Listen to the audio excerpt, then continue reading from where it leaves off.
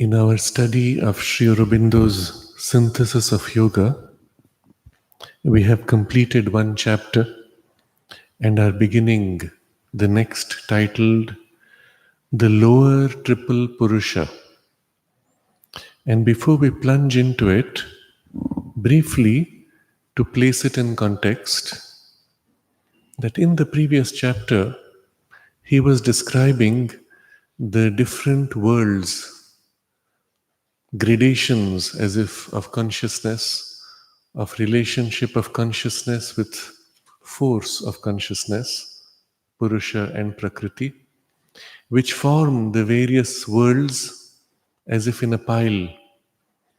And in the description, we went through in great detail the form and the nature of this physical material world, where consciousness is practically concealed. Matter, rigid form, is all that we experience. At best, consciousness emerges as a phenomenon, riding like a ripple on the material base. Above this is the vital world, where force and force of life is the prime substance and prime reality. And there, consciousness appears, exists, but is driven, is led by the impulse of life force. In the plane above, we have the world of mind, where consciousness is aware, there is an awareness, but the awareness itself is fragile, fickle, limited. And beyond this are the spiritual worlds, where consciousness comes into its own as a free creative power that can freely express itself through its energies, and the consciousness is Lord. Such is the broad framework that he described. We saw in great detail the relationships between these different worlds, how the lower emerges from the higher, but also how these are formed in us as human beings, where he describes planes of our being which are formed. So we have a physical body formed of the physical matter, and then we have a vital sheath and a mental sheath, and above that, still higher gradations of our spiritual. And the reason that we are not conscious of those other worlds is because our consciousness is exclusively fixated in the material body and looking out through material senses. And the vital world impacts us profoundly, even shapes most of our drives, but it acts on us through the vital body and from there into the physical. The mental world fills us with a whole realm of thoughts, and we have constantly, unknown to ourselves, a sharing of thoughts and ideas across. But this action is in the mental body and from there reflects in the physical. But since we live almost entirely in the physical body with the physical senses, we are not aware of all this, which is happening in us, and are aware only of the little part that reflects in our most surface layers. This was the background of the previous chapter. And in this present chapter, Sri Aurobindo will give us this big picture now. What is it like to see the full spectrum of reality from above, And from there, when we look at our current life, what does it look like? And then we will understand how the current view, particularly of science, relates to this larger perspective, and in what way it is transitioning already, but will continue to transition to awaken to something higher. That will be the broad framework of the next few pages, which will lead eventually to a deeper understanding of our status in these three lower bodies, and in what way we can begin the process of freeing ourselves from this exclusive hypnosis in the physical body. And having made that first separation, the next chapter is titled The Ladder of Self Transcendence. As if through small steps, our consciousness can then begin to rise up a ladder to free itself from all its limitations and rise to the poise of mastery from where it can experience not only the whole spectrum of cosmos but freely wield its possibilities as creator in the universe. So, this is the framework, the big picture, and now we enter the chapter titled The Lower Triple Purusha. Briefly, he summarizes where we left off. Such, that is this perspective of these planes, such is the constituent principle of the various worlds of cosmic existence and the various planes of our being. So the picture given is there are all these worlds, and our being is as if a focal point growing in evolution, which has only developed partly, and even there, that part is very superficially aware. They are, all these worlds, they are as if a ladder plunging down into matter and perhaps below it, rising up into the heights of the spirit, even perhaps to the point at which existence escapes out of cosmic being into ranges of a supra cosmic absolute. So here's a range of worlds we have discussed, but there's as if something even lower than matter, a degree of inconscience which to our perception is inaccessible. We couldn't even be able to see it, but it's possible to experience it. And so he suggests that there is as if something below. But equally on the other side, rising into spirit and the full freedom of spirit, there is a possibility as if to rise out of cosmos into supra-cosmic absolute. So at least it is averred in the world system of the Buddhists. In reading it casually, we would take the term aver to mean claimed. But if you go to the root of the word aver, it comes in the old sense in the English language, aver meant to possess, to own. And so in English, when you say you aver this, it's not merely a claim, it is actually something experienced, possessed, validated, verified. And so the sense of aver here is not just a claim, but a claim for which you can have evidence of experience. And this being the objective of the Buddhist realization, to go out of the realm of relativities and even of worlds into an absolute which is beyond. They have the evidence with which they can assert that there is such an escape beyond cosmic existence. So, having described this, why don't we know this? But to our ordinary materialized consciousness, all this does not exist because it is hidden from us by our preoccupation with our existence in a little corner of the material universe with the petty experiences of the little hour of time which is represented by our life in a single body upon this earth.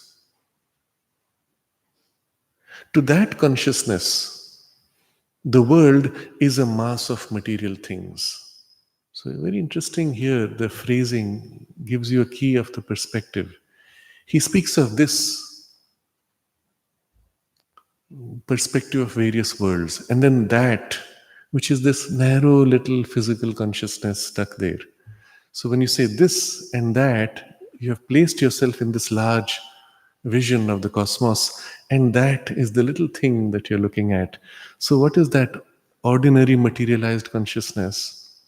To that, all this does not exist because it is hidden from us by our preoccupation with our existence in a little corner of the material universe and with the petty experiences of the little hour. When you look at it from the perspective of this larger, free consciousness, and in fact, in a liberated state, one lives in this conscious of the whole universe and all the worlds, there is this little tiny focus lost in a very narrow band of material sensory experience. And in one corner of the material universe, when you actually live in the whole universe, and you're obsessed with a tiny little corner, so there's a limitation of the space, and then there is the limitation of time, which is petty experiences of the little hour of time which is represented by our life in a single body upon this earth. If you were to become conscious of the full sense of time and the full sense of space, this little corner, you have seen photographs of universe from our more advanced telescopes, billions of galaxies. And in pick one of them, a little one that we call our Milky Way galaxy, and there you find billions of star systems. And you pick one edge out of that little galaxy and focus on one tiny average sized sun. It's not even a very big one. And of that, you pick a tiny little speck of a dot rotating around the sun. If you actually think about the size of the sun, if the sun were about the size of a marble, the earth would be at a distance like this, the size of smaller than a grain of sand. And on that little grain of sand of your size, of your big perspective, in a little country, patch of earth, barely floating on molten magma, surrounded by sea, in a very thin layer of air, are these little creatures wandering around, self obsessed. And for a tiny fragment of time, when you look at the big picture and the expanse of time, briefly this little creature is born, struggles a bit, collapses. Another is born, struggles and collapses. And then you have a few billions of them struggling and collapsing. And you see them rise and fall and rise and fall. And that's all you see from this big picture. And that's the perspective of our little obsession in life. The same I, which freed from this narrow identification, knows infinity and eternity and lives in it, finds itself now bound by what? Our preoccupation with our existence in this narrowness. To that consciousness, which wakes up momentarily, struggles, and it's a little hour in the eternity of time, to that consciousness, the world is a mass of material things. That's all you see. And this is what happened when you took birth. From this vast reality of your freedom, you entered the physical body, identified with the consciousness, plugged into the brain, so to say, and in the shock of that density of the brain, forgot who you were or why you entered. And then you wake up and you say, "What is this thing?" And you start crying. It feels so weird. And what do you look at? Because you've forgotten everything else. All that you see are these little objects, little toys that the parents swing before you. It makes a tinkling sound. Oh, that's fascinating. And that's all that your world is made of. And then there are those two big creatures, parents, who feed everything to you. You cry and they give you whatever you ask. That's your world with which you've begun. To that consciousness, the world is a mass of material things and forces thrown into some kind of shape and harmonized into a system of regulated movements by a number of fixed, self existent laws which we have to obey. We have to wake up. It's morning. So mommy shakes you. It's morning. You have to go to school. Ah, yes, that's my law. I have to obey. The alarm is ringing. Look, that needle has grown. It's come to this number. You have to get up and do. Why? That's how it is. The sun is rising. You can't help it. Sometimes you wish the sun wouldn't rise, but it still rises. You have to get up. You have to follow. So it's as if something is compelled on you and rhythms are set, forced on you. And at that point, he says, fixed self existent laws. Who created them? Where did they come from? I don't know. They just happen to exist, but they are fixed. And we have to obey, by which we are governed and circumscribed. So not only they are imposed on us, you don't have a choice. You can put all the will you want for the morning not to arrive, it will still arrive. You still have to wake up, and then you regret not having slept enough. But on the other side, they also circumscribe, they block you, limit you. They don't allow you to do things the way you want. How often does it happen that you have something so interesting you want to keep doing, but time has passed? You have to stop. You can't force time to stretch to fit your interest. It hems you, blocks you, prevents you from doing and expressing your freedom. Why do you feel it like this? Because somewhere in this very narrow, superficial awareness, you have a distant memory of the freedom of that infinity and eternity.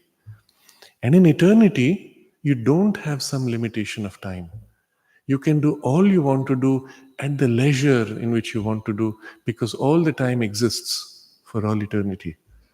You do not have to struggle against forces and limitations and timings and rhythms and laws, because you're free to flow and express whatever you want. There is no other. There is only your consciousness that flows and does what it wants. Something of that memory is there at the back in this exaggerated, narrow focus. And so we feel strange, but after a while, we adapt, we adjust, we accept. We are as if broken by the system, enslaved by it. So, governed and circumscribed, and of which we have to get the best knowledge, we can, so as to make the most of this one brief existence, which begins with birth, ends with death, and has no second recurrence. So after a while you figure out you don't have a choice. Okay, how do I use this system? How do I slot my time, my little desires, my interests, fit them somehow and make it work? For which you have to understand how it works. Not knowing why at all these laws came, or why they're imposed, or why you can't do what you really want to do.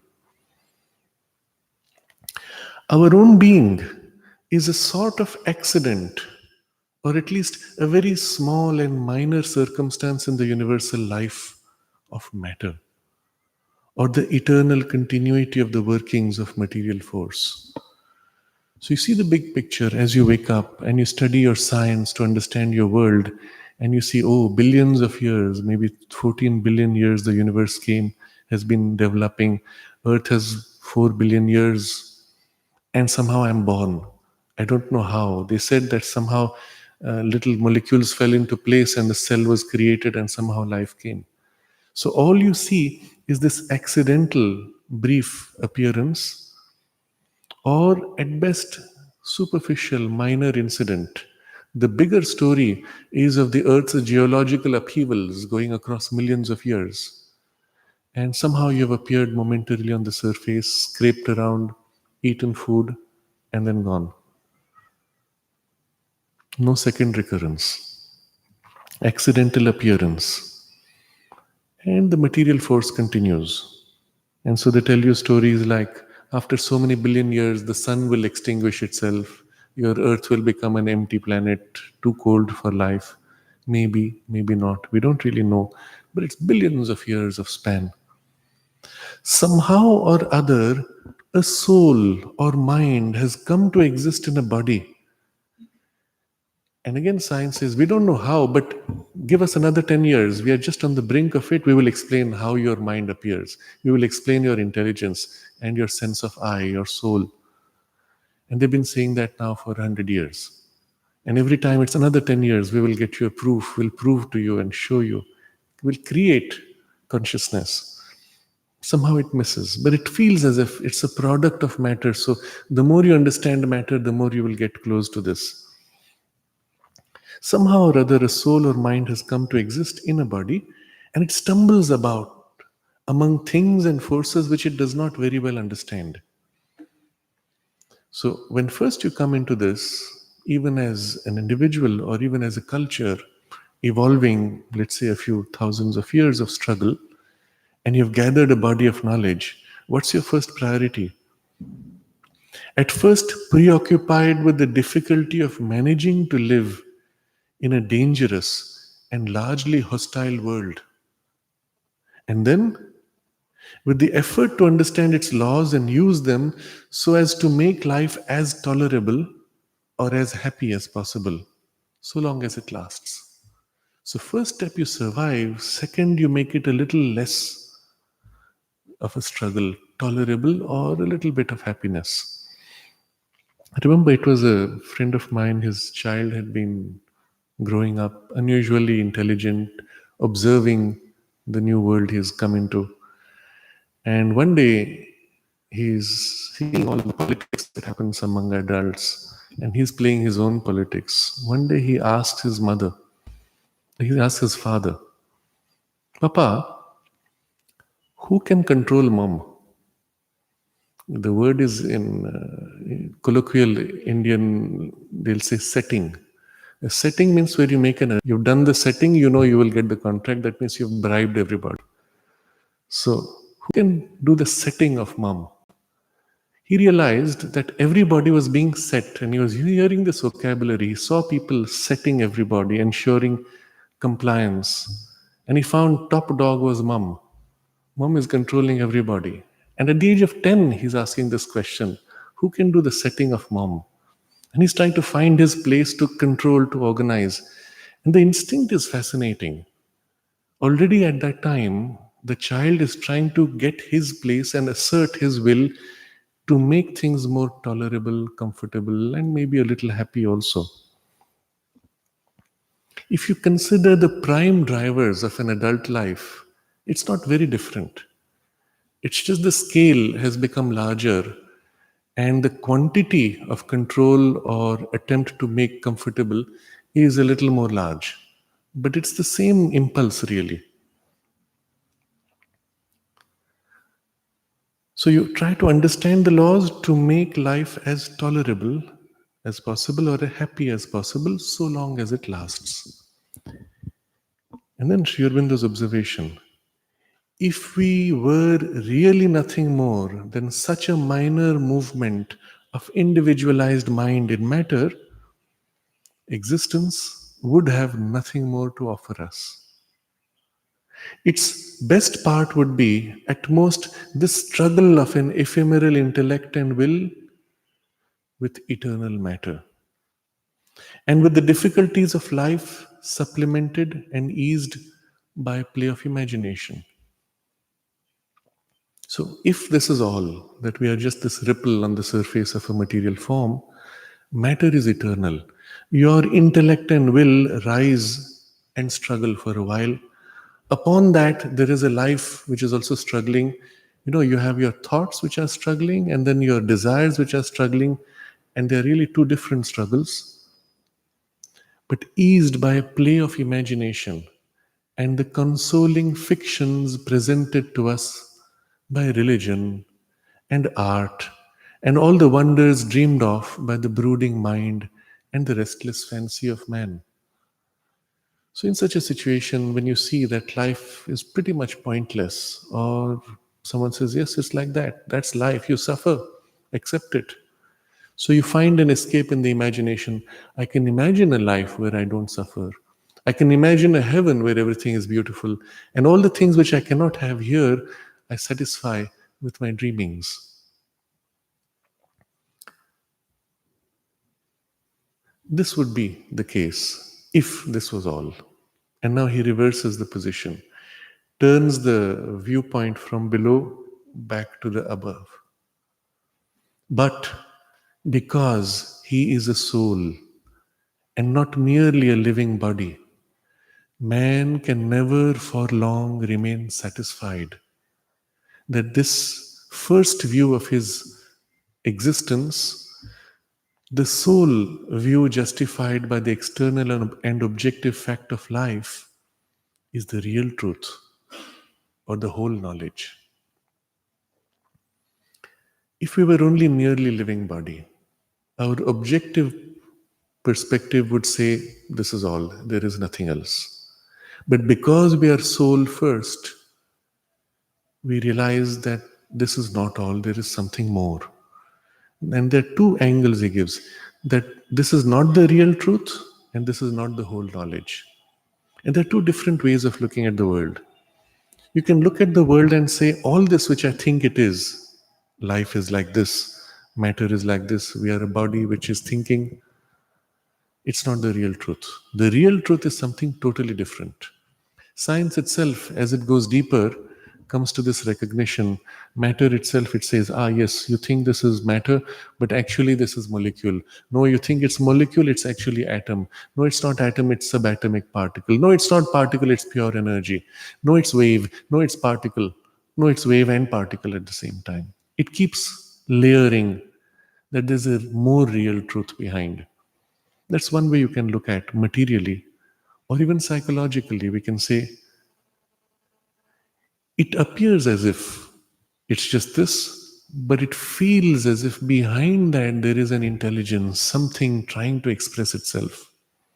I feel the flower, but in the beauty of the flower, there is something hidden which I cannot explain purely from the physical form of it. There are entire studies to articulate and capture the sense of beauty through the appearance of form. So they call it the science of beauty. And after all the analysis is done from a material perspective, from a measured mathematical view, the only thing they can say is beauty has something to do with symmetry. But you cannot get beyond that. Beauty seems to be inherently something which is non material, not form, and yet needing form to express. I've shared this many times before, but in this context, it's worth repeating. In the Indian tradition, there is a definition of beauty given by Kalidasa, which transcends all these very reductionist views.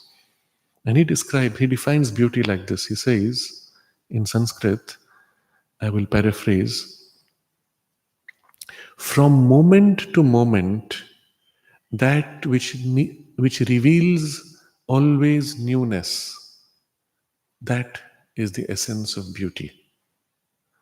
So when you look at something which is beautiful, there's something fresh, there's something new, and your eyes are drawn. But if that newness finished with that first gaze, after a while you'll get bored and look away. Now it's no more new.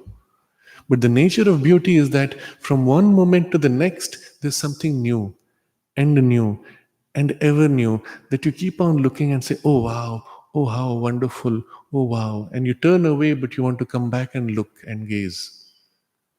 And so that sense of newness that glows out and unfolds, and something ever new, never needing to repeat, that's the sense of beauty. And yet we are looking at a form. What is that other thing which makes it beautiful?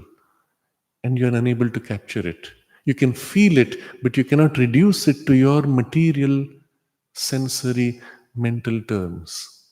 You have to accept there is a deeper sense or a deeper power which gives you that sense of perception of beauty, or which is the soul or source of that beauty. And this is true not only of physical form, it is equally true of emotions. There are beautiful emotions, beautiful relationships, or beautiful ideas. And it is fascinating in the realm of ideas. This is reflected in the world of physics or mathematics. There is a spontaneous recognition that that which is true must be beautiful. And there's a very famous statement by one of the scientists who says that truth is beauty, beauty, truth. Why? And that's our experience. When something is shown and deep within you, you have the resonance of the truth of it, you have also the sense of, wow, what a beautiful idea. And you recognize that there is a deeper truth behind which continues to glow out, always revealing a sense of newness to the mind. It's so elegant, it's so beautiful, it's so perfectly stated, so beautifully formed, and this sense of truth behind. And in both of these words, beauty or truth, what we're glimpsing behind the form and appearance is something more essential, and we will now use the word divine. Because the nature of the divine is to unfold always something new, something more, unendingly, because it is infinite potential and not a finite static piece. And as infinite potential, it reveals at each moment something which is never repeated. And therefore, as it flows out, the universe grows, universe progresses, we grow, truth grows. And so at any point in time, you can capture a snapshot and say, now I've got it, this is true. And you articulate the truth and freeze it. The universe continues to grow because the divine continues to unfold. And very quickly, there's a gap. And your truth now, suddenly you say, it's become false. And again, you try to capture a new snapshot. Yes, I've got the greater truth. It's interesting when you look at it this way. And soul is that. And so, because he is soul and not merely a living body, man can never for long remain satisfied of this first view of his existence. You may be satisfied for a while, but eventually something unfolds, something grows, things grow, and you realize something is missing. His subjective being, the other word we use, this is not the real truth or the whole knowledge. The other side, the other way of looking at it is, this is what we see is one side of the knowledge, there is a greater knowledge. And we have to now grow in knowledge to get to the whole. His subjective being is full of hints and inklings of reality beyond, of realities beyond. It is open to the sense of infinity and immortality. So, subjectively, objectively, we may say this is all that I can see and prove. But subjectively, I know, I feel there is more. And what are the things which we sense subjectively? And he lists a series of them. And it's interesting to dwell on each of these and see how they form or how they resonate within us. So, first he says, hints and inklings of realities beyond, it is open to the sense of infinity. That every time you have something which is finite, you miss something more. And the moment you have something more, you miss something more. Why? Because there is the sense of infinity which is calling you always. Therefore, you are never satisfied. Even if you enjoy food, you eat all the food you want, at some point you say, I wish I could have more. You have numbers in wealth, in a bank account perhaps, numbers so big that you cannot even calculate, and yet something more. So the sense of infinity, which is at the backdrop, in contrast to it, the finite appears always to suggest something is missing. What is that? And since I don't recognize what it is, I'm always trying to grow the finite. But behind that is the sense of infinity. And where do you touch it? You go to the top of a mountain, and suddenly you feel calm, you feel complete, because momentarily to your physical gaze, you have touched a first glimpse of the infinite. And you feel so calm and reassured, and all those desires and cravings become satiated, at least for a while. Or you sit before the ocean, or you're in the middle of the ocean on a ship, and you look out at that vast, and for a while you feel your heart is full, and you don't need more, you don't crave more, because you've briefly touched something of that infinity. And you sense it, but you don't know what it is you're sensing. Or the sense of immortality. And this takes a different form. It is in the extension in time. You have the sense that I'm never going to die. In the Mahabharata, this question is asked of Yudhishthira. He is the wise one. So he's asked this question: what is the most surprising thing in human behavior?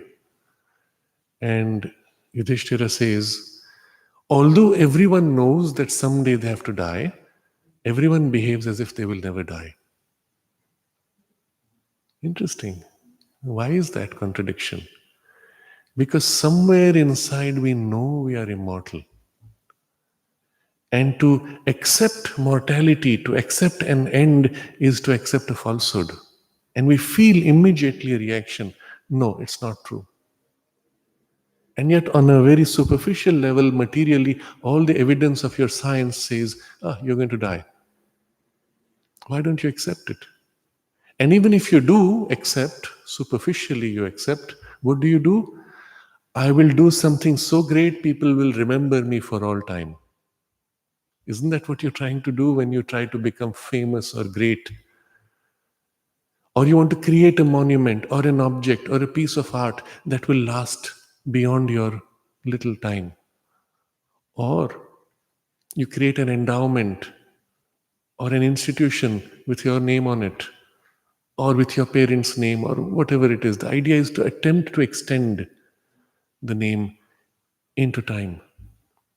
Because somewhere inside we have the sense of immortality, but because it leaks in, hints and inklings leak in, and we don't know what it is or why that is more true and this is unreal, it takes these forms, strange forms. And then he says, it is easily convinced of other worlds, higher possibilities of being, larger fields of experience for the soul. So let's look at all three. Other worlds, easily convinced of other worlds. If I tell you that there is another world where such a thing is possible, even though your material experience says, no, this is all, somewhere in the mind at least, yes, in my world of imagination, it is possible, at the very least. And maybe my world of imagination is actually possible eventually in time, or on some other planet, or maybe some other world which to me in the imagination is so vivid. The sense of other worlds or other realities is inherent, and that is why when physics enters this very speculative game, which actually makes no sense at all materially, the game that says at every moment the universe splits into so many options, and there are many universes at the same time, with each option creating its own universe. Physically, it is so ridiculous. And yet, that same physical scientist is coming up with this theory, and you accept, saying, yes, because somewhere inside you, you know it should be possible to have other experiences. And the physical scientist himself does not realize the contradiction of his statements. On one side, he says this is all, on the other side, he says there are other worlds. Where? Oh, they split somehow in some metaphysical realm of physical reality. It doesn't make sense. But we accept because this is the reality. There are, in fact, all these other worlds and higher grades of worlds and consciousness. Then he speaks of easily convinced of other worlds and easily convinced of higher possibilities of being. The idea that I need not be stuck with what I am, but that I can be more than what I am. And we're easily convinced of it. Imagine you tell that to a child, you're growing up and one day you will do this. You will be great. You will have great capacity, great whatever. And the child says, yes. How do you know? If it was purely a material reality, you would say, but this is all I'm programmed to do. This is all my genes are. This is what I'm capable of. There cannot be more. And every time that we make an effort and go beyond this norm, we are breaking this falsehood that we are a product of genes. I've often shared my favorite example of transcendence of genetic limitations with this famous bodybuilder, Arnold Schwarzenegger. In school, he was one of the weakest children, the most sickly. And one day, he gets up, probably the inner being comes forward, looks at the future, and says, I will be the strongest man in the universe. And if he had said this to people, they would have ridiculed him. But this force that comes up, wakes up in him, which comes from the soul, looks at the future and says, I will do this. And then he begins a series of very disciplined programs, organized, structured training of his body and mind and emotions. It's a complete yogic program, even we could say, with which his body transcends the biological inheritance, transcends the genetic programming. His vitality grows to become one of the strongest. His power of intellect dramatically increased, well beyond his inheritance of biology. And he is Mr. Universe not once, not twice, not 3 times, 7 times, I believe, in succession. And every time so far ahead of others that eventually he stopped participating. He said, I must give a chance to others to win also. What could this man do that put him so far ahead from others? It's very interesting to study his life, to study his program of self training. And there are elements which are yogic there, which came from the soul's knowledge. And one of the things he says is, when I have to train a single muscle, I don't train just that, I train my whole body. That is, the whole body is integrated in this one single focus, the whole thing is involved. And this is not something one thinks up from reason. It is not part of any conventional training. He defined new approaches to bodybuilding and training. And all this is possible because something within sees and knows that there can be a higher being, a higher experience that I can have. So, possibilities of being, and being not just physically, as in this example, but also possibilities of being intellectually. That in my mind I can amplify not only the intelligence, the power of conception, the power of perception, the power of revelation, that I can see realities which are greater. And it is such a person who is able to see a larger truth that we call drashta, the seer, or kavi, the poet, in the higher intuitive sense of the term. And so there is a power of mind which goes beyond mere intelligence, that can see truths and in vast chunks and articulate and give form with force.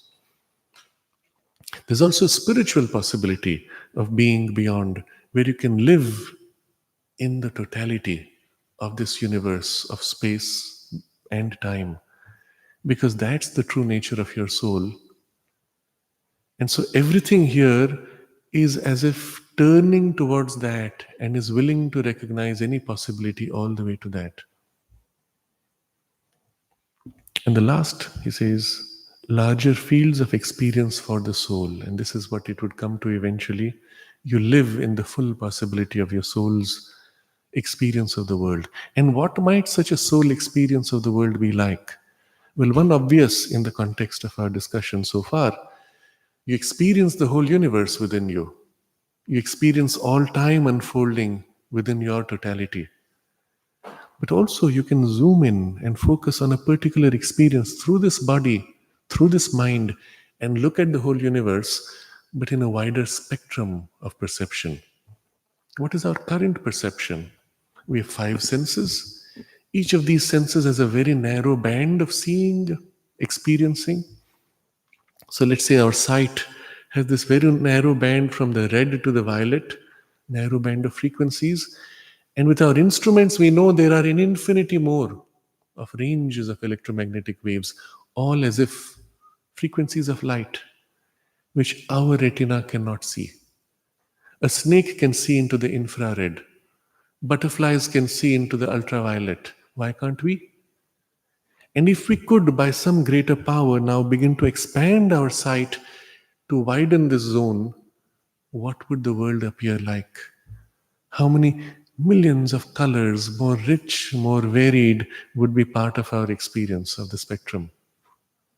And when we would look at the flower, we would see not only this form, but we would see with the X ray sight and ultraviolet and beyond and other frequencies, and we would see it much more richly, deeply, multifaceted way. And if we could do that with all of our senses, what would that be like? If all our senses extended into infinity, what would that be like? All of these are as if glimpses one can have of what might be possible for the soul's experience of the universe. And still, this is only based on senses, where I am meeting another by some intermediary. But the true nature of soul is not objectivity and separation. The true nature of soul is oneness in the essential. So the soul's experience of flower will be not just so many senses more rich, it will be the softness and sweetness and the tenderness of the flowers opening out. It will experience that in the flower which expresses itself as the subtle perfume of the flower. It will experience that in the flower, in that beauty and harmony which glows out as beauty through the physical form of the flower. It will experience the plant and the force of its life and the joy of its surging energy as it turns to grow and burst out through flowers and fruit. And the experience of the soul, therefore, will be fundamentally different, not merely exaggeration of our senses, but one of deep immersion in identification. And at that point, when you experience oneness through separation, we call it love. A deep, profound love is the soul's experience of the universe. And as it turns to gaze on the universe, it experiences oneness with the whole. And so a love that pours from the whole universe to it and that bursts out from it into the whole universe.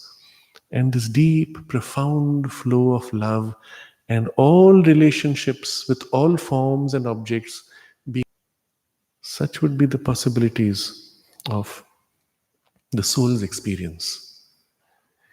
And when our mind turns to a possibility which is deeper, it is in this direction, but not recognizing the full possibility which is still waiting because it cannot imagine. It is beyond its power of conception.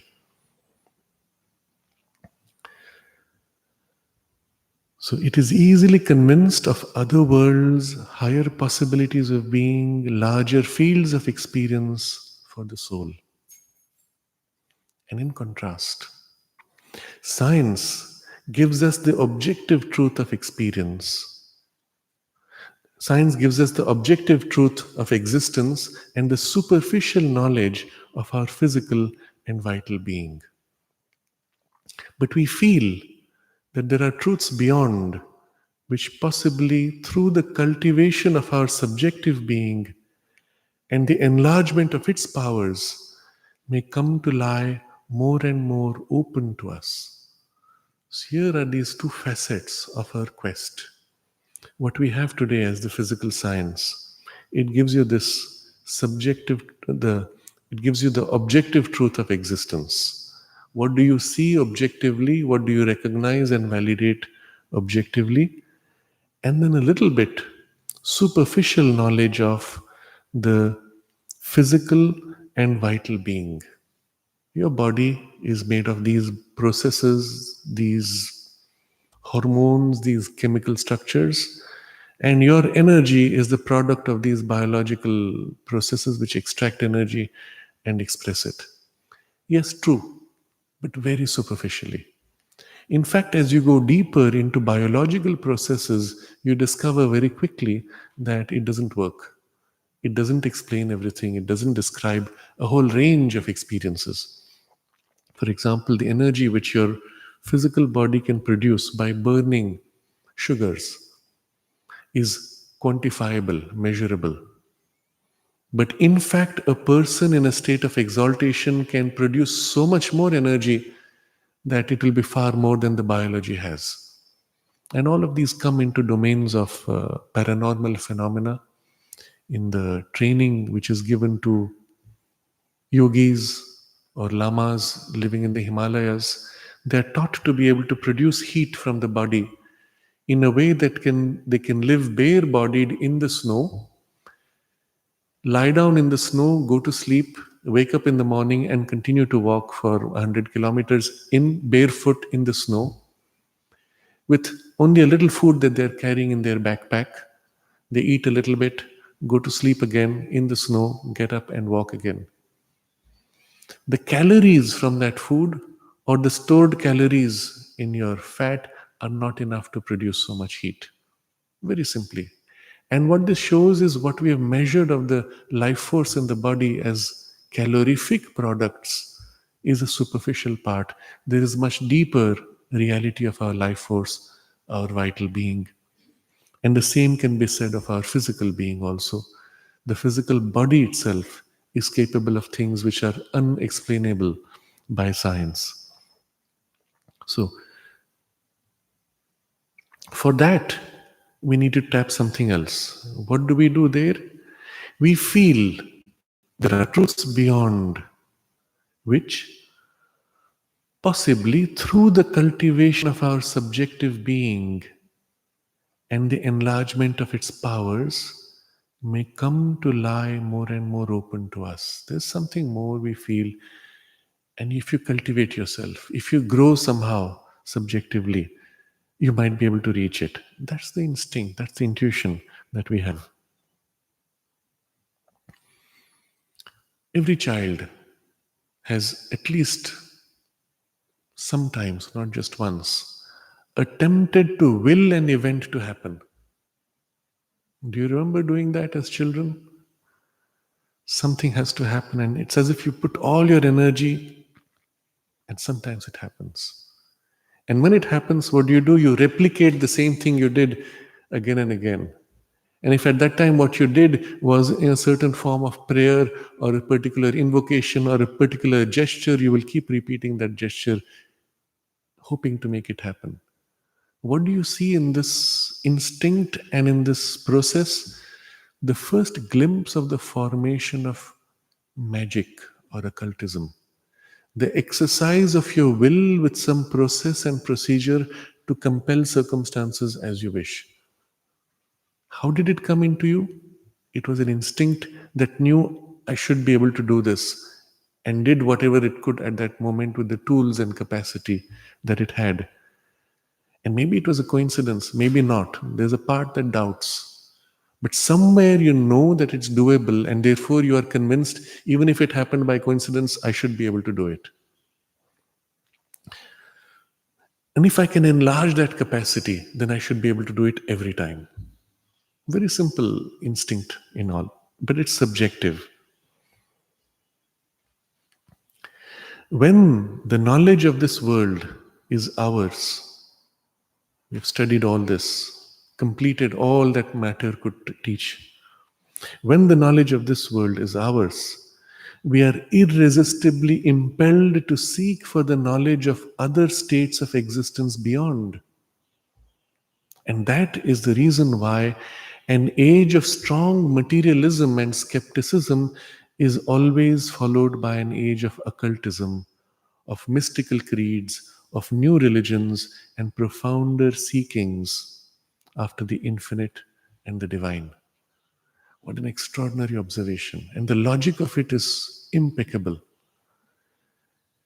You recognize that the moment you've completed this domain of exploration, you recognize that it is insufficient because there's a whole realm of phenomena, or at least subjectively perceived possibilities, which are not only not explained but inaccessible by this very narrow knowledge of matter. All of your physical science says this is all that is possible and nothing more. And your inner part say, oh, but of course not, so much more should be possible. A lot of that gets expressed in our imaginations, in our art, in our speculations of philosophy, mathematics, even physics. Consider one of the speculations, they speak of a black hole, so much gravitation that matter collapses and it becomes like a link point and it must burst out somewhere else as a white hole. What a ridiculous idea from a purely physical perspective. And yet the mind wants to play with it. And as long as it can justify this through the mathematics, and a very superficial mathematics at that, then you say, ah, yes, it should be possible. And you even hope that it should be possible. And the whole realm of science fiction opens up. You will enter the black hole here, come out at the other end of the universe through a white hole, and travel great distances. Why? Because it should be possible. And if somehow it is proved that the black hole is none of these things and it was just one of the mathematical speculations, you're disappointed. And now you look for other means to travel great distances because it should be possible.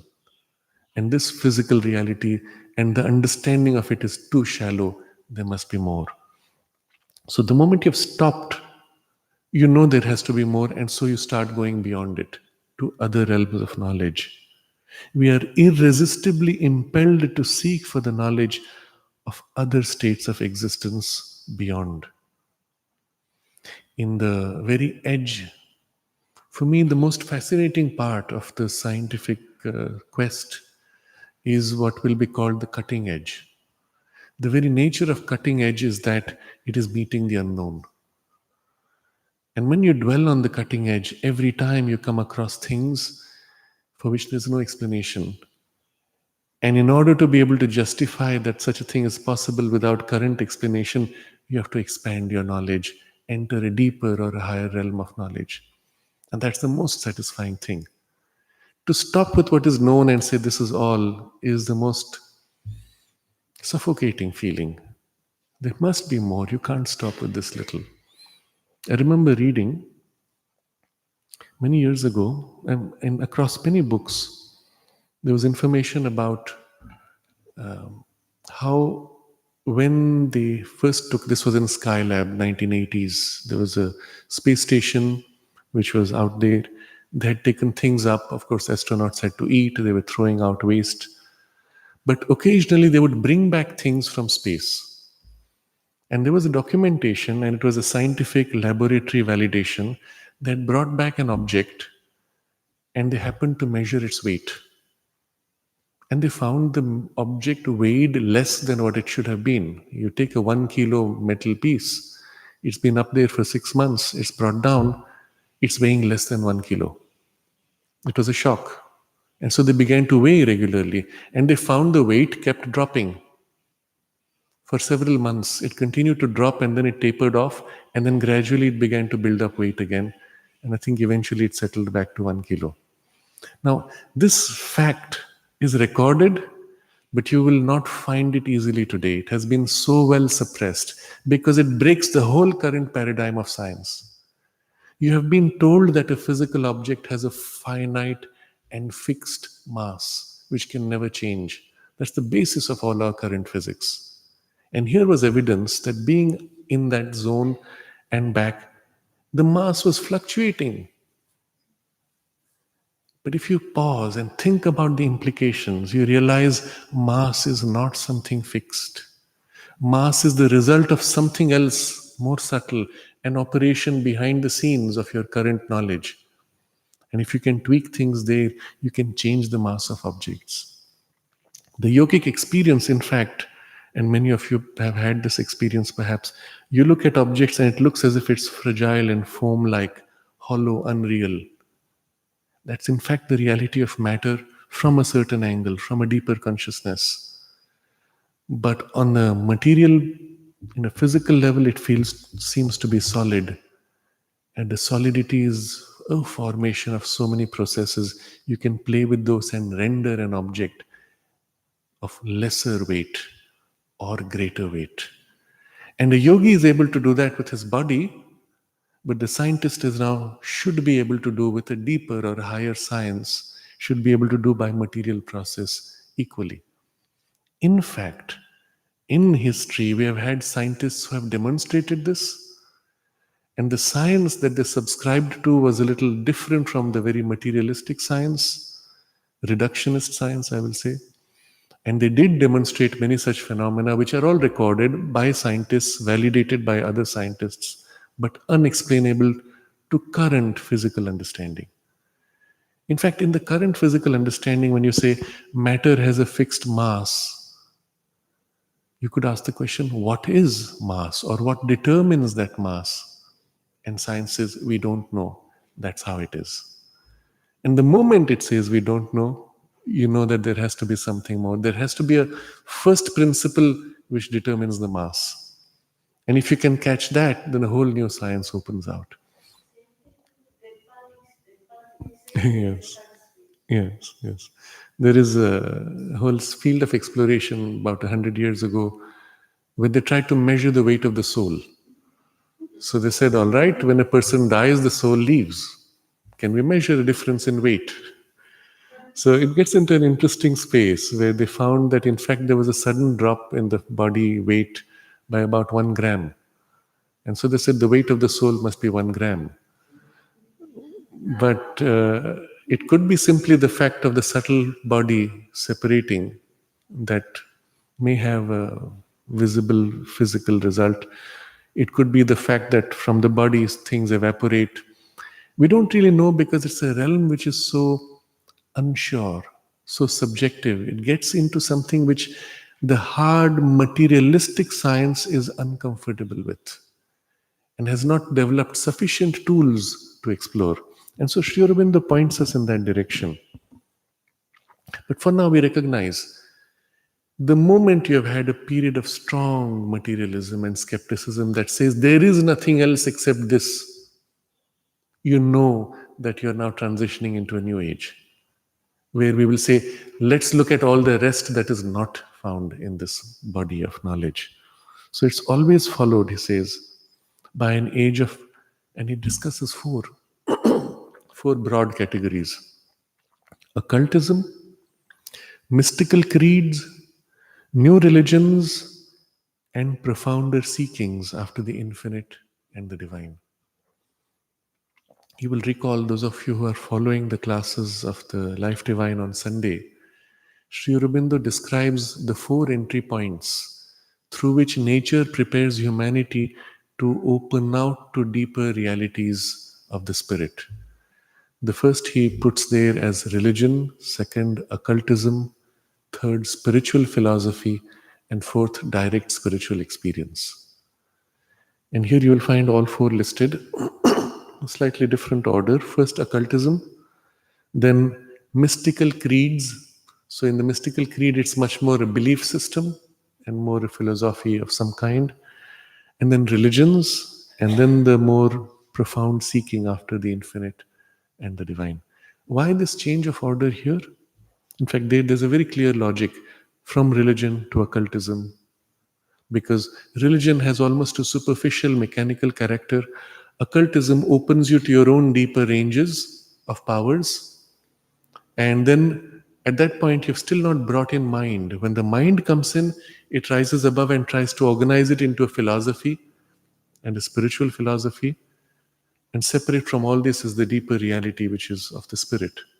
So that sequence is quite clear. But here the sequence actually is slightly different, because occultism is nothing but an extension of physical science. When physical science comes to a limit and says, here matter ends, and yet knowledge and technology continues, you've slipped into the domain of occultism, or we will say occult science. Or putting another way, that which was earlier called occult science, as current physical science grows, it co-opts and brings it into current science. So, for example, realities of invisible things like radio waves, which were completely denied by the most materialistic science. What you see and touch is all that exists. And then to say, oh, there are actually waves of electromagnetism which are immeasurable, unobservable. And if there are waves, there have to be a medium. Which medium? Again, it's not in the air, it's not in matter. A subtle, rarefied, non material medium. You've already got into a speculative zone, which is non material. And that is the basis of your technology of a mobile phone and communication. And if you had gone with a mobile phone 150 years ago, before radio waves became accepted as a reality, they would have said you're a magician, you're doing black magic. So, what was occultism then now becomes part of the physical science as it widens its scope.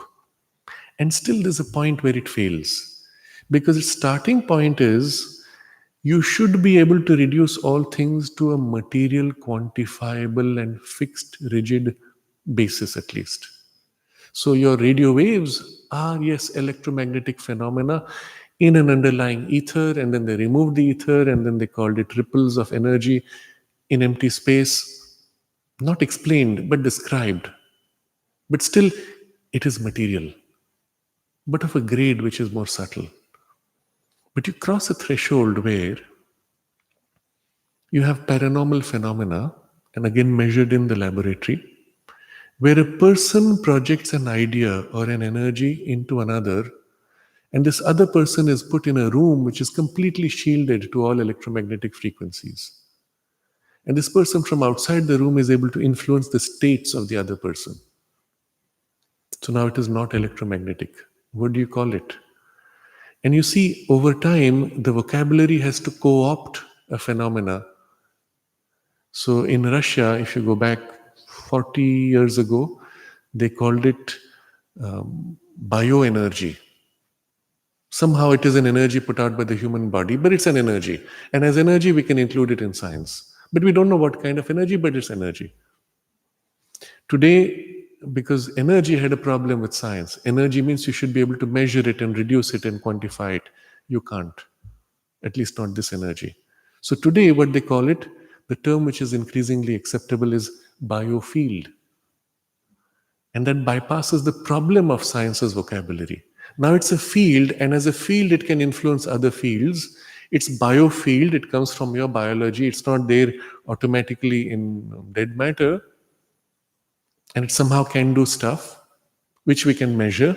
And now we are happy because we fitted it into the little box of the scientific vocabulary and concepts. And after that, the scientist is happy to explore his biofield experiments until he discovers the experiments cannot be explained.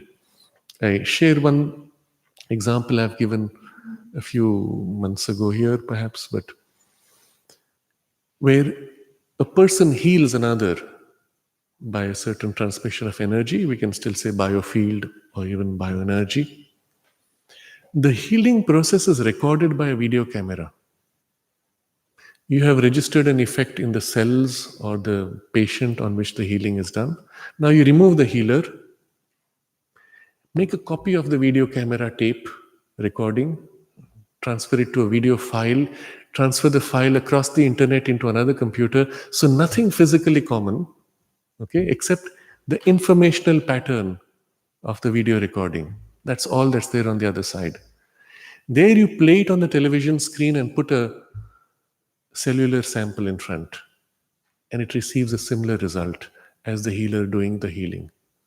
How do you explain this? You've removed all the physical connections to the healer. How do you explain this? And here the physical framework of science fails. And so either the scientist turns away, I don't want this, I will ruin my reputation, I will lose my prominence, or as a few scientists do, they continue to plod on, explore, and publish, but it never gets quoted, never gets publicity in the medium, in the newspapers, but it is hardcore science because it's done with the strictest methods of science, with all the double-blind tests and the lot. But if you accept this is true, which you have to accept with the evidence, the implications are so enormous. It means that there is something which can be transmitted completely free of matter, which therefore does not exist on a location but is available everywhere. and you need only tap into it from where you are to get that result. That's what it implies. What was transmitted? The experience of the healer doing his healing, which has gone through this medium from a recording on a memory card, transmission through the internet. What has remained there? Nothing physically. And yet you reproduce the same result there. It means what happened here is available there. The implications are that there is a domain of reality where the sense of space breaks down. And an energy or an intention can actually be transmitted or recreated or invoked independent of space and even independent of time. There are a whole series of experiments in what is called remote viewing, where a person is asked to remote view what will be picked up tomorrow at random by a group of people. And he does the remote view now, and the thing is replicated, is confirmed later. So, in example of a remote viewer, he was in Japan, and he describes how the next day he was to do a remote viewing in public. And the method was there were 7 envelopes of target locations. They were to be sorted, someone to pick up at random, sealed envelopes. Then he will go out on his motorcycle or car at a great distance, open the envelope, and whatever location it describes, he will go to and reach at a particular fixed time. Let's say it is at 10 a.m. So they've mixed up all these. An envelope is picked up by someone from the audience, it's taken out. The only person who knows what is the location is the person who's on the location at 10 a.m. And now the remote viewer is told, please remote view where he is and tell us. Now, nobody knows except that one person. The remote viewer says, all right, I could do it now, but to do it in front of television cameras with all the stress and tension of lights and heat and emotions, I might not do so well. So last night, when I was in my hotel room, I relaxed and did a remote view of what will be picked up today at 10 a.m. Where will the person be? And he's already done his remote viewing. He pulls out an envelope and says, here's my result. And he reveals the picture he has drawn. The person who's there takes photos of his area. He comes back and they match. You could predict the night before what selection would be made. And there are many other such experiments where the perception or the power to engage seems to cross time, not just space. And it suggests that there is a domain of consciousness and operation of consciousness and senses of consciousness which can transcend space and time. That you have a power of perception which is not bound to your physical biology but can directly see and, at least for a little range, extend beyond space and time. And all of this is pure physical, scientifically tested, replicable, double-blind, with all the strictest requirements of laboratory science. So either you accept this is so, or you remain bound in your little denial. There's this image of the ostrich. When it senses danger which it cannot manage, it sticks his head into the sand, hoping that the danger vanishes because he can't see it. But that's what a lot of scientists are stuck with, and they remain stuck in their little domain. So, we start looking beyond. When the knowledge of this world is ours, we are irresistibly impelled to seek for the knowledge of other states of existence beyond. We have to accept that there is an existence which is ours because we live in it, we have access to it. Can we now access it? Can we develop it? So there is a whole range of scientists, and we don't call them scientists anymore, who are not concerned with the theory, who are not concerned with what you believe. They are just interested in the application. And these are the military. And the military says, we don't care what your explanation is, we want to use this to spy on the other fellow. Let's put it to use. And one of the questions which was placed by the US military was, if you can do this, can we train people? So they developed a training program. Then they said, how do we recognize who is better at it? So they created a matrix of studies, of parameters of human types, personality types, experiences you've had in your life. There was a whole range of some 256 parameters, and against these, they mapped out who were the most effective as remote viewers. And they found two distinct markers. And so they scoured the whole US military to look for people with these markers. These people were called separately and trained for this whole program, which then went secret. You don't care what the theory is, let's use it. So, all this really takes you to this domain of new consciousness, new possibilities. Now, in that program, those who were taken into it, they found they were changing so rapidly. Their whole worldview was changing, their experience and relationships were changing. And often it led to great problems, including marital discord. Because they grew so much, their spouse did not grow. Suddenly they were living in other worlds or realities of other worlds, and their spouse was still in that little box. So it led to divorces. So what they did was, whenever they took new recruits for training, they would put them through a briefing. You're joining a program where your whole sense of reality will change completely, and you might end up with marital discord and even with a divorce. Sign on the paper that you accept to join. Interesting. Because what happened was, the result, they opened out to a higher reality of themselves and began to enter a process of conscious growth. And I will even use the word spiritual growth. It was not merely a vital, not merely a subtler inner mental, but the recognition that there is something which is one, in which everything is held, became for them more and more a vivid reality. They began to have glimpses or experiences of this, and it opened them to a spiritual possibility. So, other states of existence inevitably you come to. And so, that is the reason why an age of strong materialism and skepticism is always followed by an age of occultism first, because your science is growing out into an occult science. And I want to point to this transition particularly as the current phase we are at. Science has already hit all the limits that it could. At best, you have technological improvements of new applications or expanded scope of a current application. Artificial intelligence is more intelligent, but it is the same thing, really, not a new possibility beyond that. But at the same time, we have reached the limit of reason, and we have entered what we call a postmodern world, or even some people use the word transmodern world, meaning modernity has ended because it has failed, and modernity characterized by reason and the promises of reason. So, what happens in the postmodern? Subjectivism. You begin to experience things subjectively, and you give it as much value or even more value than the objective. So, with the occultism, which is more on the realm of science because it's replicable, you have a mixture of these mystical creeds, belief systems, and subjective belief systems. You find large numbers of people today going into all kinds of shamanistic retreats or practices or trainings or belief systems.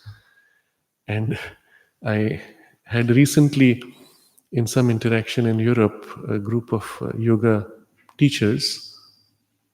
They were just being anointed as yoga teachers. And one of them was sharing an experience. And she said, I went to this program of this great shamanic teacher.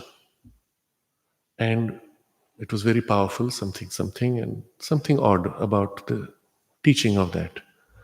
So I asked the girl, what makes you say he was a great shamanic teacher? And they paused. I said, you see, it's politically correct to put the word great in front of any shaman.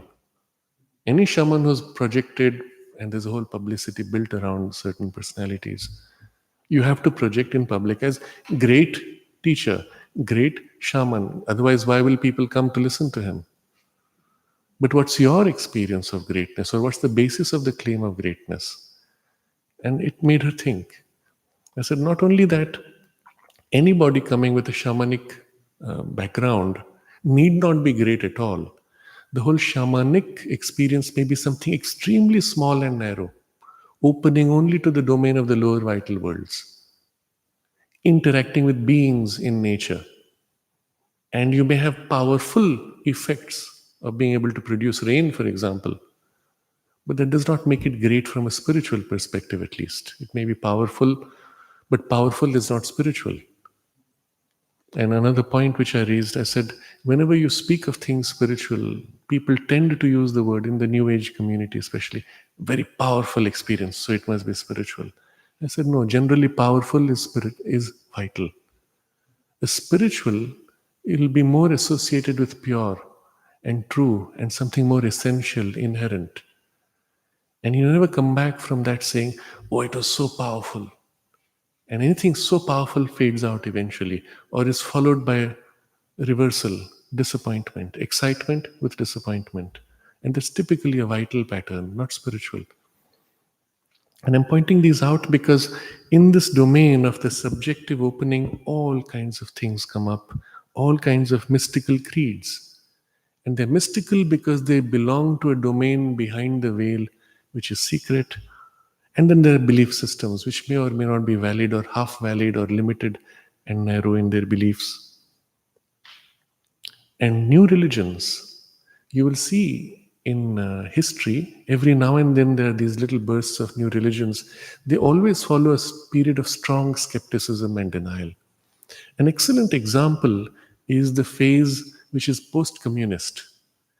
In Russia, you had this very hard, sharp cutting off, materialistic, communistic imposition that came with the Bolshevik Revolution. It was so hard, materialistic, and yet the people have a mystical turn and opening in the culture. What they did was they co-opted their mystical things in the framework of science. And so they had this uh, bioenergy and biopsychology and all kinds of experiments which were done in the laboratory. As long as they were in the laboratory with military applications, it was science. So the mysticism was accepted. Out of body experience in the laboratory for military spying, accepted. So the KGB had, at a given time, according to the CIA records, they had more than 30 programs of various parapsychological powers to be applied for military use, including people who would go out of body to go and spy on others, to influence others. And it happened from the US side, they went out of the body and bumped into these people out of body, and they chased each other back and forth. And on the US side, they were afraid to declare because they said if we say we had an experience like that, the military would throw us out as crazy. On the other side, on the Russian side, they would document everything. Oh, we bumped into those people, they are spying on us equally. So here was the difference between a more mystical culture hiding under the guise of this very rational and reductionist viewpoint, and the other side, which was afraid to speak. But the moment the communist control ended, you found this huge burst of religion. According to the teaching of Marx, religion was an opium of the masses. It should have been exterminated after 3 generations. What you saw instead was a resurgence and more powerful, and a whole realm of occult and other teachings which surged up. And the reason is this because science stops and you know there is more, and now you look for it. So the third form is new religions that come up. And the fourth is the profounder seekings after the infinite and the divine. And that's where, through this little gateway called yoga, which at least in the West has been reduced to purely physical exercises, and yet as a body of knowledge, it opens out to something larger. Through this little gateway, an entry has been made all around the world.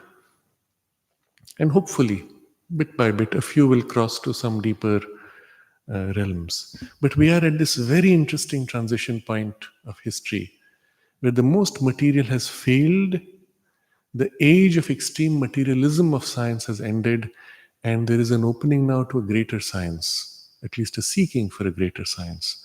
And we are just in that transition. There is still the momentum of the past, which is resisting in the public mind. There's a resistance to associate science with these things.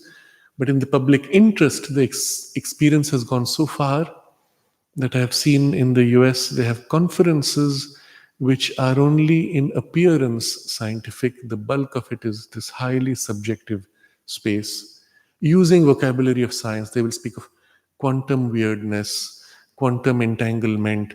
Once you've thrown those catchwords, you can put in anything you want.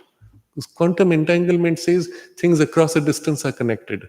And now you can talk of all kinds of occult, spiritual, and subjective things and make a big mishmash. As long as you declare it quantum entanglement, you're scientific. So it's interesting to see how that transition takes place. But if we understand the rationale behind, you can see why it happens and where it goes.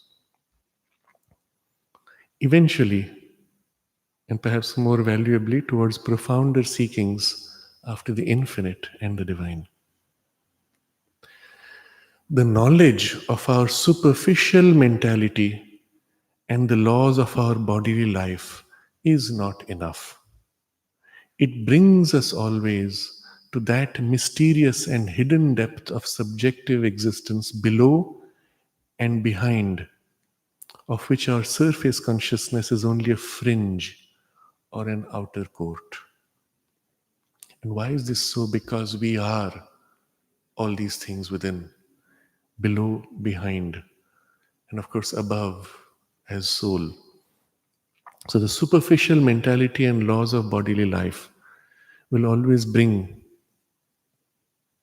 to that mysterious and hidden depth of subjective existence below and behind. Why does he use the word below and behind? Why not simply something beyond? These are two very distinct directions, below and behind.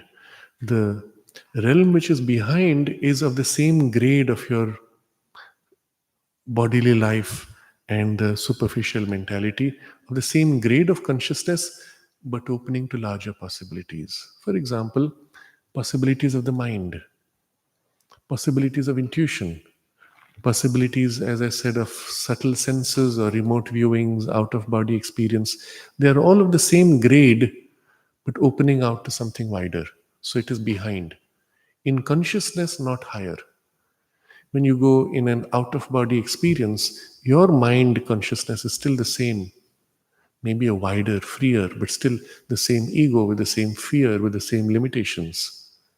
But when you go above into a higher state of consciousness, you are fundamentally different as consciousness, as person, and therefore in the quality of the experience. So behind is what Sri Aurobindo uses the word inner mind, inner vital, which only opens out eventually to the whole universe. Below is that realm which is subconscious, below the conscious, and can even reach possibilities which do not operate in the same grade of consciousness. So we have a lot of subconscious impulses which may emerge from below, which can hold as a storehouse all kinds of complexities. One of the things we see often is in illnesses that there are subconscious sources, things stuck in the past, which prevent you from being able to get free or healed of some problem. And they are at a grade where you cannot be conscious, and they are below conscious. Even it can go to a point where there are things which relate to a past life injury, a hint of which or an influence of which can carry over into the next. And so there's a whole realm which is below and a whole realm which is behind. Mysterious and hidden depth of subjective existence, of which our surface consciousness is only a fringe or an outer court. This is one of the key experiences in the yogic awakening, that we discover our own consciousness as so much freer and larger, that what we used to be associated with earlier is so narrow, just a superficial layer. We come to see that what is present to our physical senses is only the material shell of cosmic existence. And what is obvious in our superficial mentality is only the margin of immense continents which lie behind unexplored. So, this is really the direction that science takes as it wakes up beyond narrow materialism. You can call it an occult science or further a spiritual science. What it recognizes is at a physical level where we were in the body, we see the world and all this appearance is just a shell. Behind it are tremendous powers. Even on a very physical level, when we speak of nuclear energy as a tremendous energy hidden in an atom, it's a first glimpse that what we thought as matter as merely this solid appearance contains something so humongously large as energy. In a single atom or a few atoms splitting is the whole power of the atomic bomb. You know what that is? It's only a few atoms which have been released into the full energy. All the rest are dissipated and broken. And if in a few so much can be held, what is the power behind? By what laws is that power held, or how do they operate? We push a little further, not in the material realm now, but in the domain of our mind, in the superficial mentality. We discover behind powers which are conscious. You can call on them, you can interact with them, you can build relationships with them, and they respond like beings. But as beings, they are gigantic. An entire cyclone system can be related to as a being. The entire ocean can be related to as a being. And the whole movement of the tides can be seen as movements of that being. Or the flow of the air and the storm and the wind can be known as beings, and you can relate to them. And I recall, again, reading in the literature of some of these early remote viewers, because for them, they were just entering this world. It was too incomprehensible. One of them describes how one day, as he was in the state of some kind of an interiorized state for remote viewing, he felt distinctly the wind come from the west. And the wind, as a being, came and told him, I am bringing rains tomorrow. He looks at the sky and there's nothing there, no sign. It's not the time for it to rain. And of course, the next day the wind came strongly and there was rain. But that was the physical wind and the physical cloud and rain. What he had met was the being, which was much larger than the physical little patch of wind and cloud. He spread out and reached ahead of the physical body movement and informed a person who was willing to listen. He sensed either it was he was speaking to all and a few heard, or he recognized here's someone who's awake and told him, we don't know the details. We are entering a field which we don't know enough about, isn't it?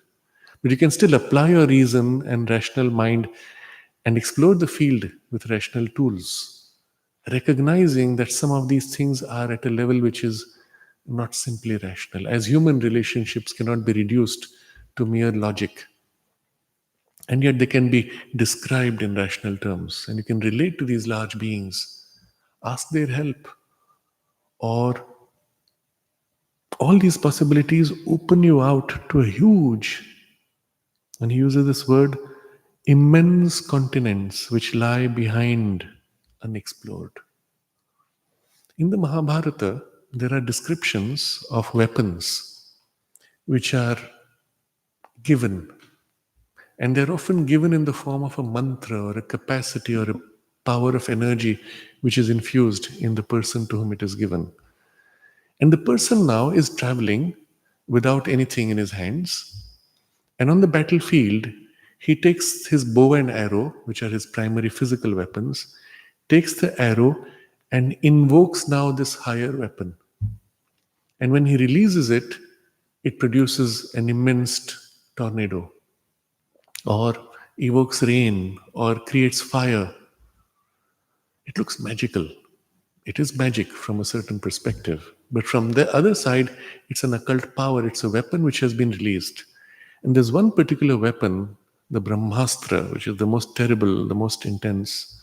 When that is released, there is as if the light of 10,000 suns. That's the brilliance. The earth shakes, and the elephants are thrown in the air by the shock of the earth shaking. And then there are passages which describe skin becoming black, nails falling out, hair falling. which are typical signs of radiation poisoning. People go and wash themselves in the water of the river to be free of the poison. So, of course, in some of the modern interpreters will say, oh, they had nuclear weapons. It doesn't work, because if you see a nuclear weapon, even the most advanced today, the smallest, the size of a suitcase, you still have to lug around and carry. And there are dangers in carrying it. And these are people who are not lugging around for the rest of their life a couple of suitcases of nuclear weapons. What are they doing? The weapon itself is the knowledge and the power of the knowledge and the force in the mantra which is granted. And equally, it could be taken back. So some of them had a curse because the person misused his knowledge. The teacher curses him, all right, I curse that when you most need it, you will lose the capacity. And on the battlefield, as he tries to invoke the weapon, he cannot. So what you realize is it has nothing to do with a physical object, and yet its results were similar to a physical process. And what this suggests to the more intuitive mind is that behind all physical processes, including processes of physics, atomic, molecular, are powers which are inherently cosmic powers because the same process happens everywhere. But as conscious cosmic powers, you can invoke those powers and produce those results or modify those results. And so, somebody with that knowledge or that capacity can actually invoke that cosmic energy and produce its action, which will be similar to a physical process producing the same result. And all this opens out to just this idea, opens out to something so extraordinary as to boggle the mind. It means anything you can do by technological means can be replicated by direct means of consciousness intervening by occult or spiritual ability. Equally, it suggests that anything you could do by occult or subtler means can be replicated by a physical process, not as easily perhaps, but certainly in essence, in form at least. And so it means a whole realm of possibilities now and a whole new science to explore. How far can it go? Sri Aurobindo writes in The Life Divine that the current focus of science is to look at distinctions. So here is flower, biological tissue, and here is stone. What's the difference? Here the molecules are such, atoms are such, here it's like that. The focus is on difference. And he says if science were to concentrate on similarities, it would open to a whole new aspect of powers of science. So, what is it that is common between this and this? And if you can get to the common thing, then you see how the common becomes here this and there that. And once you have that link, you can take this object and transmute into that or that into this. And so he says the result of that knowledge will be the greatest power of science over matter, which is the ability to transmute one substance into another. And it will be a whole domain of science which is yet to be developed. Now, all this I'm explaining because it makes us understand this sense of Sri Aurobindo's statement that whatever we saw in our superficial mentality is only the margin of immense continents. In relation to what we have, to what is waiting, what we have touched is just the most superficial layer, margin only, which lie behind unexplored. To explore them must be the work of another knowledge than that of physical science or of a superficial psychology. The science itself has to undergo a change. It becomes either another science, we give to it a new name, occult science, or spiritual science. Or science itself has to give up its physical science limitation and go on and embrace a larger science. So Sri Aurobindo uses this phrase, in fact, in other texts. He speaks of how the Newtonian science gave way to the quantum science and the paradigm shift which occurs. And that's a good step, but it's not yet it. This has to give way to something deeper, which will be the beginning of a new science or the true science. All this we come from the recognition of these two very different perspectives. There's the very narrow material perspective, which is that, and then there is this, which is the soul that looks at the full realm of the worlds and the human being and the planes in the human being. And here we realize the problem of the lower perspective. What held it bound? What prevented it from going deeper? How then can it go deeper? So, the next paragraph, which we will take up next Friday, he describes how religion is the first attempt of man to get beyond himself and beyond the obvious and material facts of his existence. What does religion do? What does it lead to? What is the utility of religion in evolution? The recognition of a soul which is different from the body, that the soul has other possibilities, and so on. But from there, what happens next? The truth behind the religion, and as the religious form itself tends to degrade, what is this deeper possibility? And that's what he will describe, which will be for the next couple of paragraphs. And the knowledge of the inner regions of the vital, inner regions of the mental, and all these, where they lead to even the possibility of non physical experiences and exploration of those domains of each plane. How then can the consciousness, that is the person, the Purusha, the person who is in the body, who feels I am a product of the body, how can this consciousness begin to now disengage and be free of this exclusive identification? And that will be the end of the chapter. We'll pause here and we can take up any questions or comments.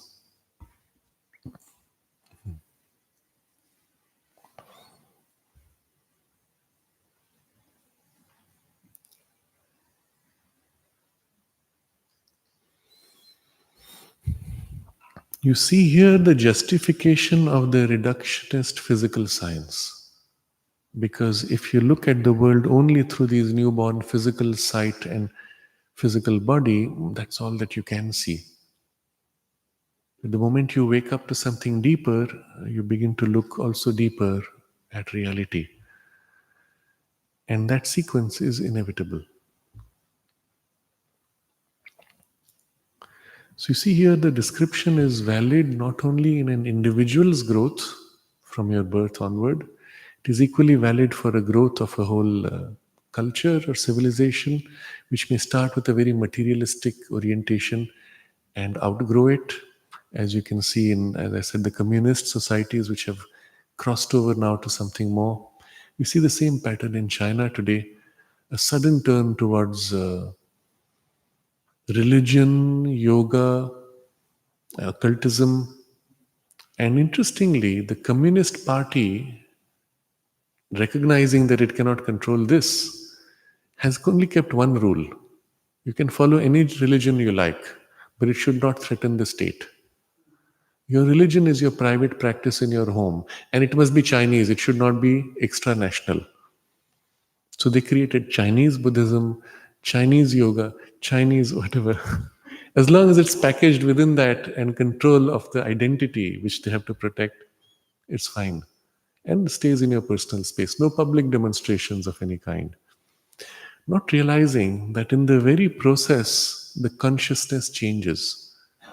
And at some point, when the consciousness outgrows this very narrow framework, it will as if push the boundaries and break the boundaries. How long that takes? To be seen. But you can see the first signs in Hong Kong, where the boundaries are already too suffocating. There was already a wider freedom, and the state tried to compress it back to the level of the mainland, and it's resisting and pushing back. The fact that it pushes back here creates a ripple effect in mainland, which is what the party fears. But at the end of the day, this is the point Sri Aurobindo makes, because we are first and foremost soul, it has to push back. And the longer you keep it suppressed, the more intense and violent the pushback and the transition. So, this is true not only in cultures and civilizations, it's true of the whole of humanity in its phase, which it has passed through a very materialistic scientific phase. It's equally true of individuals.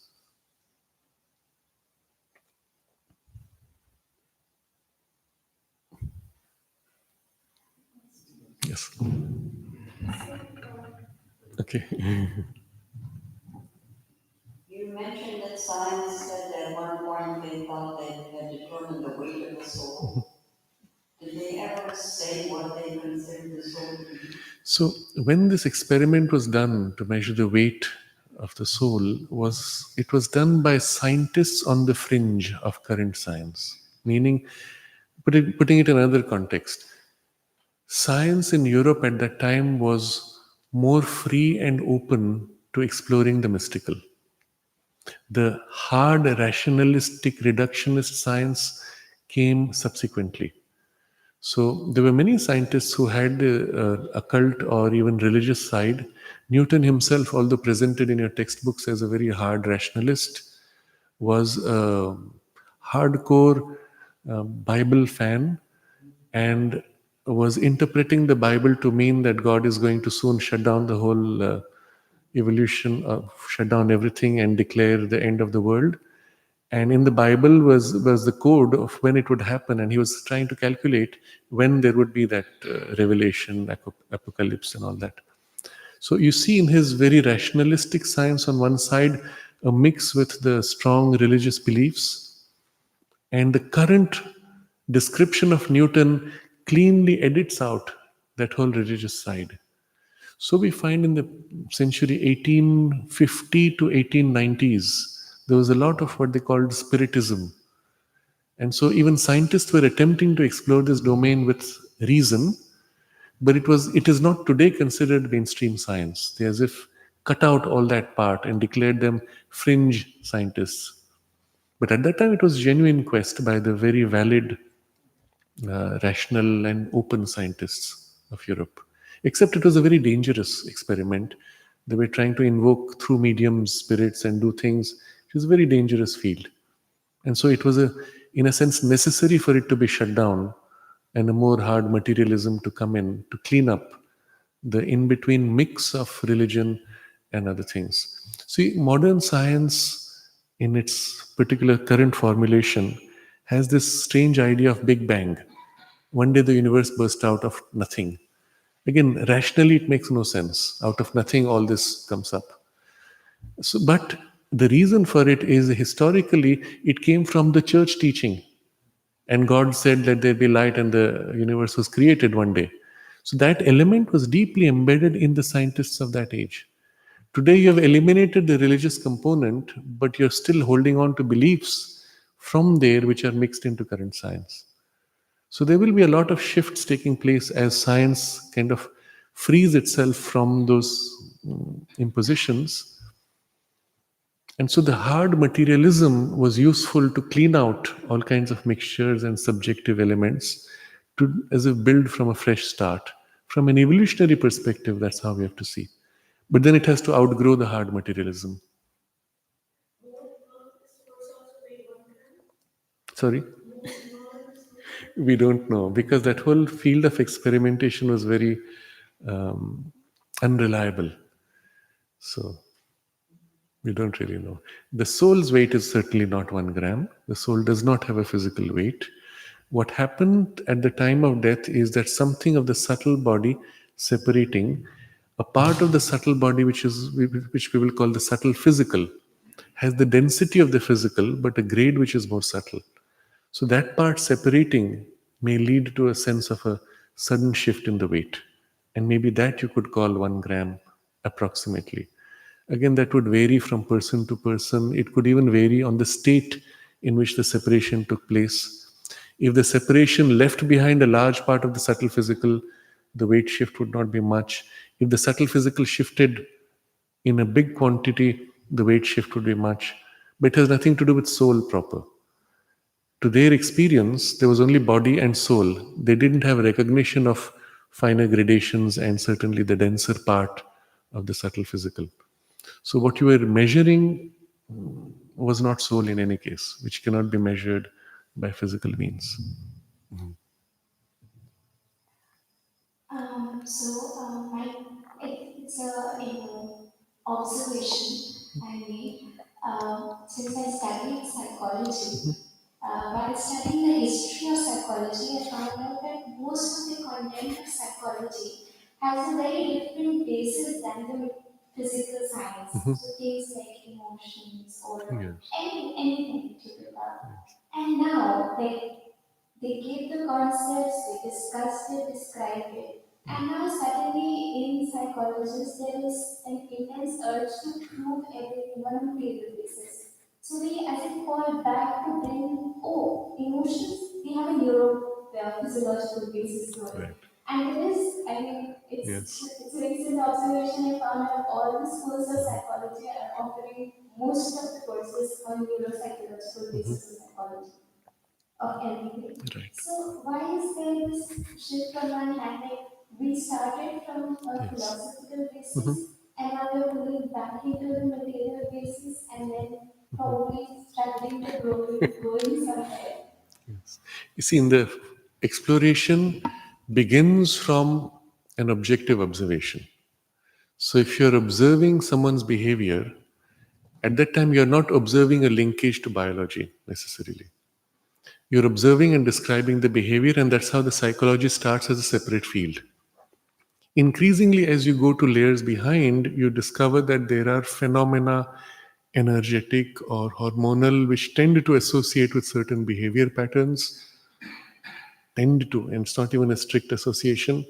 And so you want now to find the root cause of the psychology. And since your starting point was a materialist view, you will end up with some material source for it, which will hopefully connect, that's the hope, with some molecular processes eventually. But as I said, there are equally phenomena where a person is able to produce so much energy that, or is able to be in an active state of mind when all the internal parameters of biology should make the person dead. And yet the person is alive and conscious and dragging the body, which demonstrate clearly that the psychology has a power to grip the biology and drag it, even when the biology cannot support in a normal relation. So there are phenomena like that in which such an association fails. But that trend would be inevitable. It's just it will try to make those connections and it will keep failing. And at some point, either they discover a deeper root or just say that's all we can do. It, in sharp contrast, in the Indian tradition, the attempt was to discover and describe reality inside out. So there you find something quite fascinating, and you will not find this any of the Western par- paradigms of these studies. In the yoga tradition, you describe the emergence of psychological phenomena as well as physical phenomena from the same roots, and that is extraordinary. From the same uh, primary, let's say, principles, you can derive physical processes and psychological processes. And that goes to the three gunas and their operation. And from it, you have physics as well as psychology. And it's an amazing achievement. But it can be only done if you started inside out. What is likely to happen in the current phase of the science is they will increasingly make an approximation that comes closer and closer to this underlying unifying principle. And each time go a little deeper until at some point they will replicate that but on a coarser and cruder level. And then say, ah, yes, we have found a link.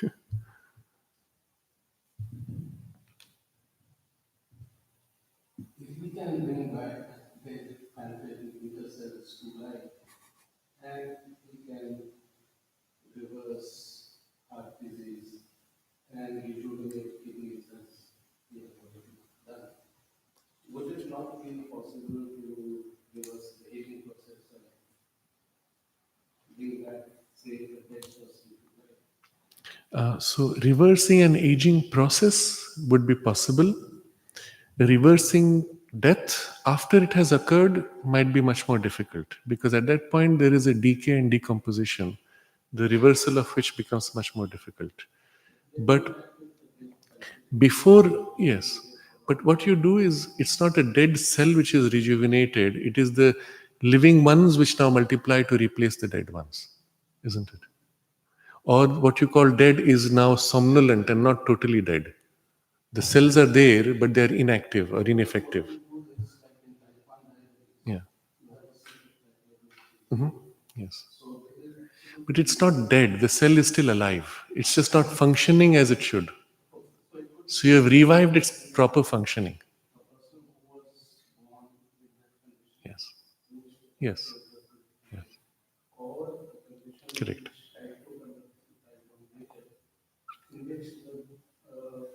Yes. Yes. Right.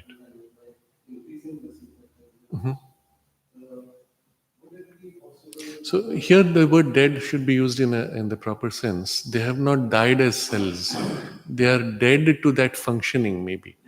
So then they can be revived to that functioning. Yes. So what can be done, and this is important, an aged cell can be made younger. And there are means which have been demonstrated in lab rats and in cellular cultures. So, person who is dying, let's say he is Mhm. aging to a point where he is about to die, Yes. Yes. like on the verge of death, let's say, or a person A who lot can be done at that point. can be possibly Absolutely. worked on.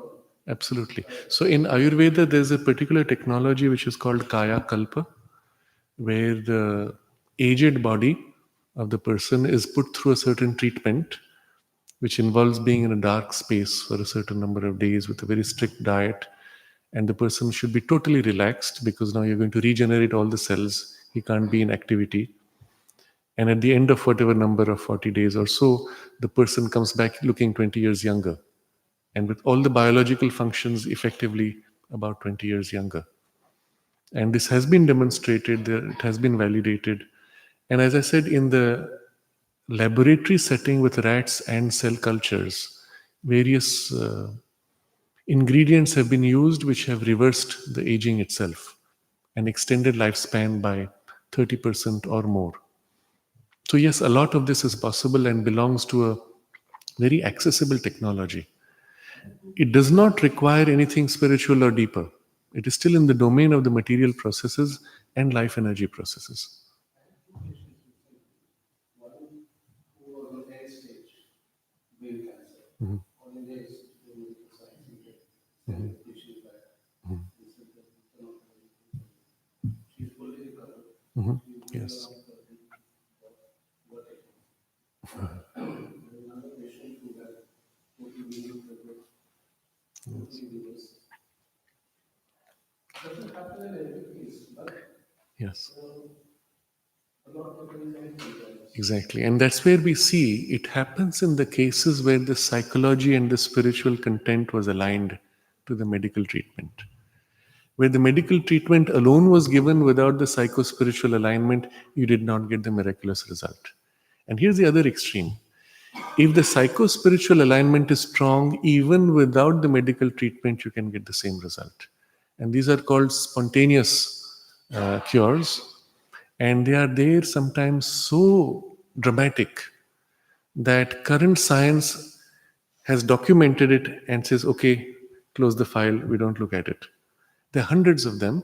And I give an example, one of the very famous ones. This is a lady who was full of cancer all over, terminal, within days to die.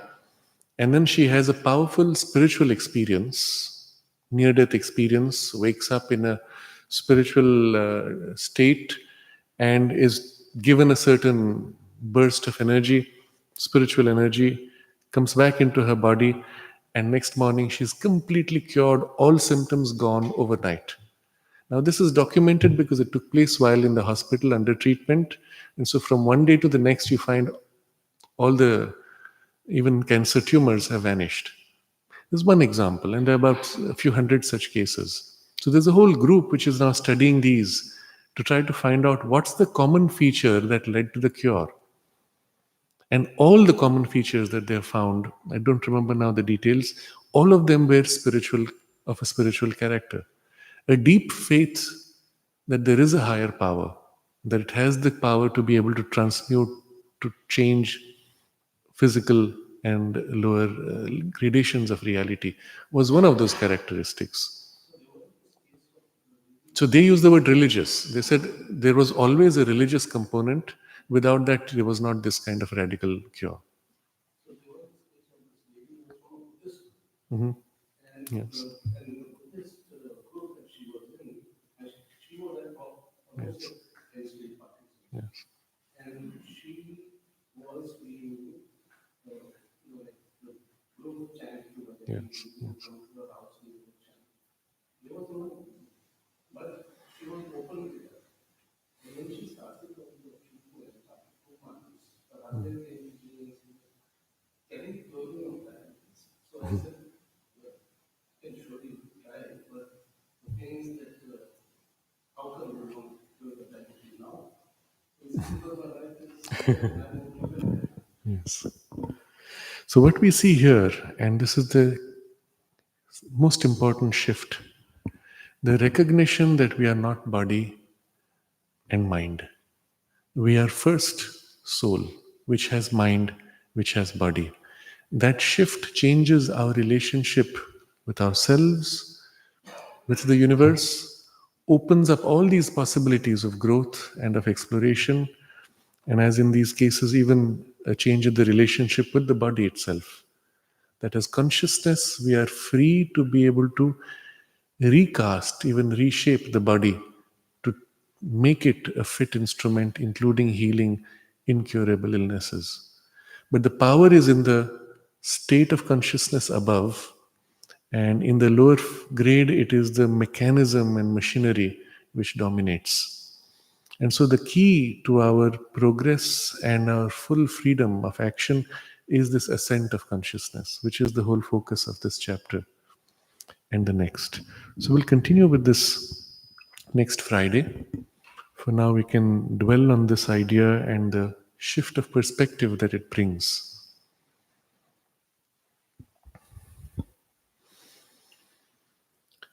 Om